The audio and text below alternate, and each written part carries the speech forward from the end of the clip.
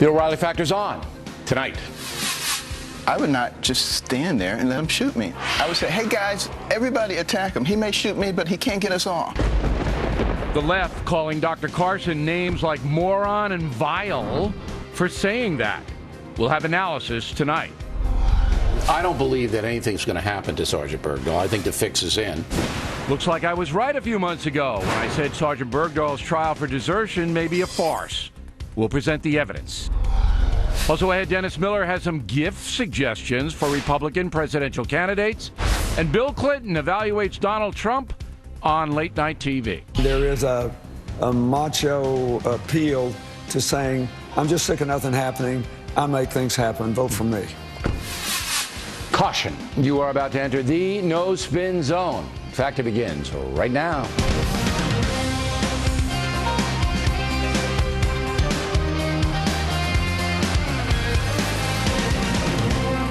Hi, I'm Bill O'Reilly. Thanks for watching us tonight. Violence growing in America. That is the subject of this evening's Talking Points memo. With the nation locked in on the Oregon massacre last week, violence is once again a hot topic of conversation. It's no question the USA is a violent country.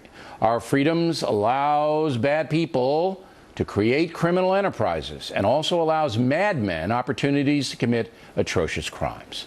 Tough, smart policing and strict mandatory sentencing drove violent crime down in America after the drug-fueled crack carnage of the 1990s, which made cities like New York and Los Angeles exceedingly dangerous places. Mayors like Rudy Giuliani and police commissioners like Bill Bratton put together anti-crime strategies that worked. They were based on aggressive community policing and controversial tactics like stop and frisk. Because many drug criminals work the minority neighborhoods in big cities, prisons became filled with people of color, prompting the left to label the anti-crime initiatives as racist. Under President Bush the Younger, those accusations got nowhere. Under President Obama, they have been taken very seriously. Mr. Obama and his first Attorney General, Eric Holder, believe there is a strong racial element in the American criminal justice system. They ignore the fact, however, that drug dealers have devastated poor neighborhoods and enslaved millions of minority Americans over the years. Mr. Obama and Mr. Holder also believe that selling drugs like crack, heroin, and meth, not a violent crime. Never mind that folks addicted to those drugs commit the majority of property crimes in America, as well as the majority of child abuse. Never mind that drug overdoses kill thousands of Americans every year. Never mind that drug gangs in places like Chicago and Miami are responsible for an incredible amount of violence, as you need guns to compete in the street drug trade. So now, just in time for Halloween, the Justice Department is set to release 6,000 inmates from penitentiaries all across the USA, many of them dope dealers. Also, Congress is getting ready to change some mandatory sentencing, making it easier for pushers and other so-called nonviolent criminals to avoid paying the penalty they deserve. All of this liberal compassion for criminals is having an effect. Violent crime is rising quickly in many places as more lenient sentencing and anti-police rhetoric kicks in. The murder rate from 2014 to 15, very instructive. In Washington, D.C., up 46%. Milwaukee, up 68%. St. Louis near Ferguson, up 51%. Baltimore, up 54%. Denver, up 75%. Austin, Texas, the murder rate is up a whopping 83%. Those are facts, but President Obama and the left have not acknowledged them. After the mass prison release this month, expect violent crime to rise even more. The drug trade is violent on its face, and everybody knows it.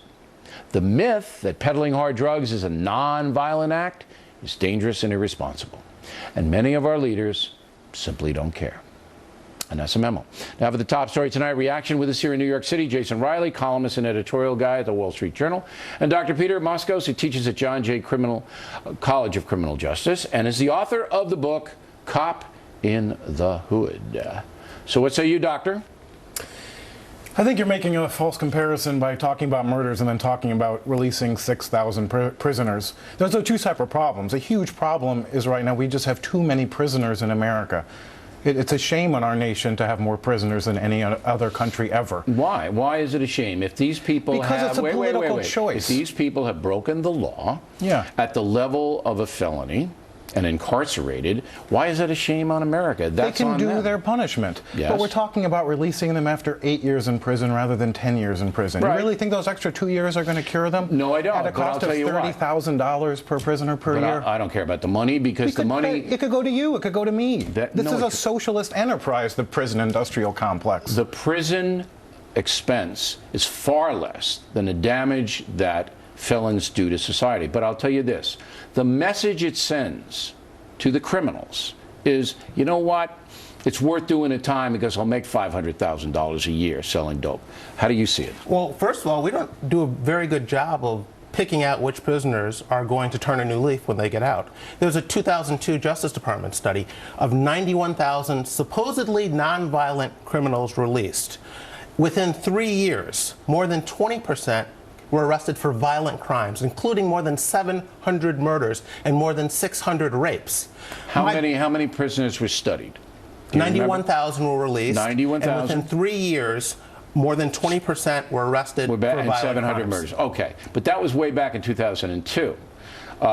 Somehow President Obama has convinced himself and That's some not of the the only nation. example we have. Okay. States like Pennsylvania and California have had similar problems with trying to release nonviolent offenders in hopes of alleviating overcrowding in prison. But my bigger problem is, why are our sympathies, or why are the administration's sympathies, with the criminals instead of with their victims? How are you making life better in the ghetto for the mostly law-abiding residents who live there by sending these guys back home sooner rather than later?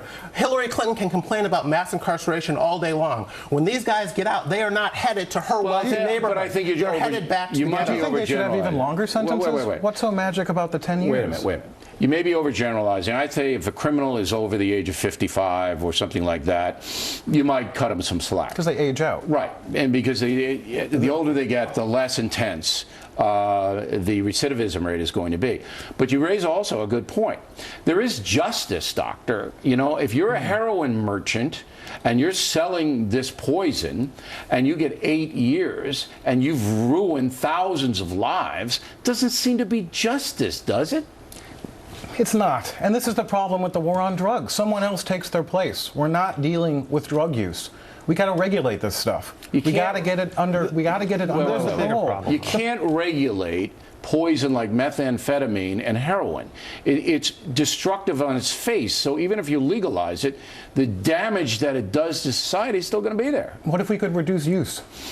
Then you have to get into the psychology business, because people who use drugs have psychological problems, and the society can't do that en masse, in my opinion. Go ahead.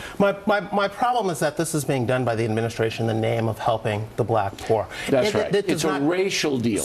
But going soft on crime does not help the black underclass. Let me give you an historical example. If you go back to the 1930s, the 1940s, the 1950s, you look at the rate at which blacks were leaving poverty, entering the skilled professions, increasing their years of education.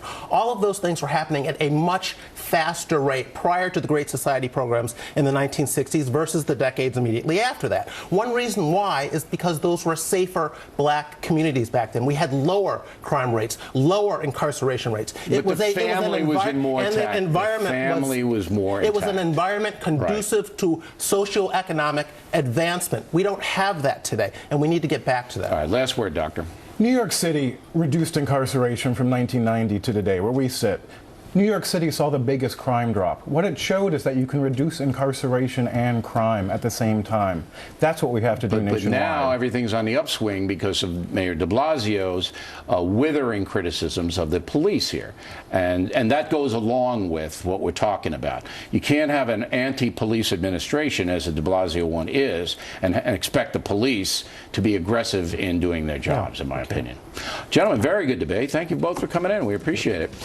Next on the rundown, Dr. Ben Carson's controversial comments on the Oregon massacre. Then later, Miller has some gift ideas for the Republican and Democratic contenders, and we'll be right back.